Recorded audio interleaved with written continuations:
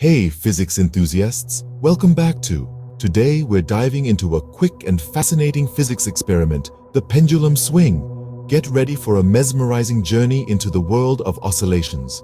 All you need is a string, a weight, and a stable support. Attach the weight to the string and voila! You've got a simple pendulum ready to showcase some amazing physics.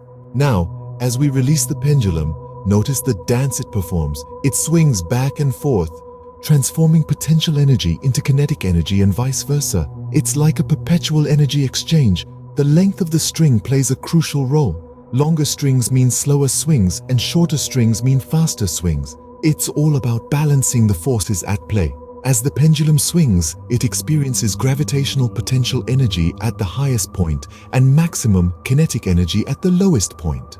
This dance between potential and kinetic energy showcases the beauty of physics in action.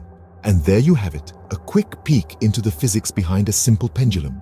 From energy transformations to understanding the impact of length on oscillations, physics is all around us, making things move and groove. If you enjoyed this physics short, give it a thumbs up, subscribe for more scientific adventures, and drop a comment with your favorite physics experiment.